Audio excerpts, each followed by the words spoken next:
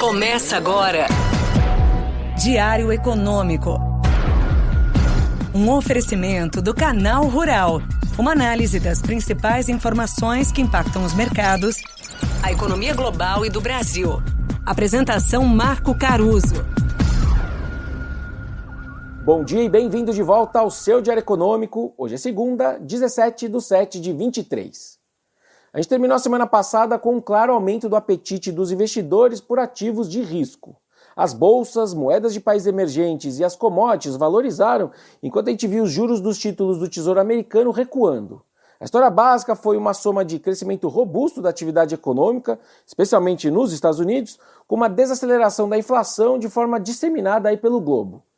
Existe, na minha leitura, uma dúvida sobre a duração dessa lua de mel, mas a verdade é que o otimismo está sim no ar. E uma característica importante dos preços financeiros é que eles mantêm uma inércia natural, né? Eles se mantêm numa tendência até surgir algum novo gatilho. E aí, dito isso, então vale dizer que essa minha hesitação vem de alguns pontos que a gente pode ir monitorando daqui para frente. O primeiro é que os banqueiros centrais ainda precisam se pronunciar, porque até semanas atrás, relembrando, as surpresas eram no sentido de mais juros, certo? As commodities pararam de cair e o petróleo já está ali de volta na casa dos $80. E também tem sinais de deterioração do crescimento em algumas regiões, especialmente Europa e, de certa forma, na Ásia. E por falar nisso, na virada de ontem para hoje, saiu uma sequência de dados de atividade chineses e a leitura geral para mim foi de mista para negativa.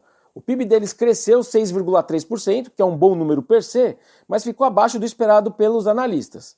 E o número fica ainda menos impressionante quando a gente leva em consideração que ele se deu sobre um segundo trimestre lá de 22, onde Xangai estava trancada e outras cidades estavam enfrentando restrições bem severas relacionadas à Covid.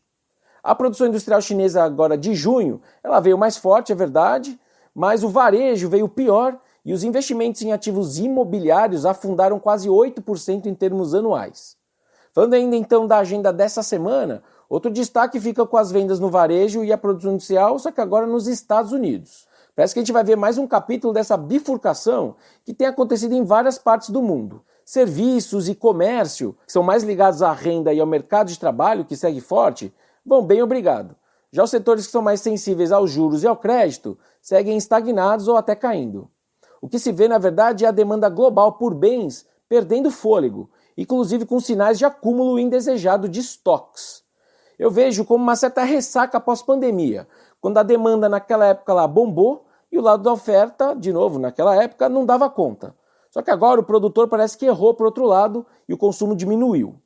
Vindo agora para o Brasil, o que tem chamado a atenção para mim é um certo descolamento dos nossos ativos versus esse otimismo que está vindo do externo. Os nossos juros registraram alta na maioria dos seus vencimentos, enquanto a Bovespa se desvalorizou na semana passada. A grande exceção foi o nosso câmbio, que se apreciou em linha com essa alta das commodities e também com o enfraquecimento do dólar em relação a outras moedas. Aí eu me pergunto, né? Aquele otimismo com inflação está perdendo ímpeto já aqui no Brasil?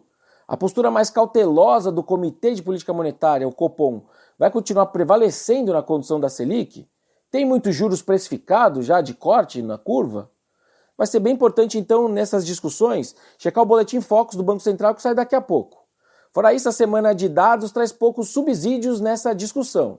Daqui a pouco também a GV divulga o IGPDI de julho, né, a inflação no atacado, e deve trazer outra boa deflação, de mais de 1%, que é um pouco menor do que a queda de 2% que a gente viu no mês anterior. Essa redução menor, né, essa deflação menor, ela vai acontecer porque a gente teve uma menor queda nos preços dos grãos, também de produtos de pecuária, minério de ferro e combustíveis. Mas enfim, ainda é uma deflação.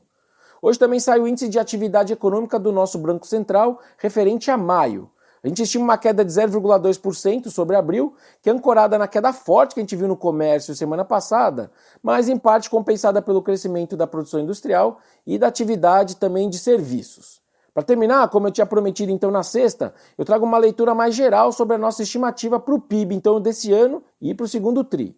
Começando pelo trimestre, então, a gente passa a projetar aí um avanço de 0,3% do PIB em comparação com o primeiro trimestre.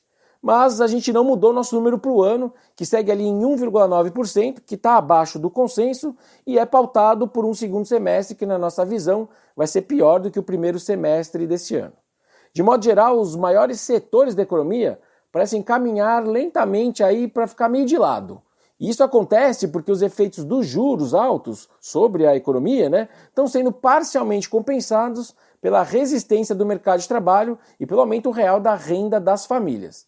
E aí, se a gente junta tudo, a boa notícia para o Brasil e também para os Estados Unidos, de alguma forma, parece ser essa sustentação do PIB, apesar do intenso aperto monetário.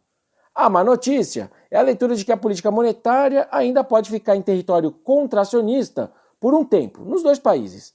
E o que a gente mais tem que entender, então, é se essa sustentação da atividade econômica pode tornar a queda da inflação rumo à meta mais lenta e, consequentemente, a queda dos juros também mais lenta. Por hoje é isso, turma. Bom dia, bons negócios e sorte sempre.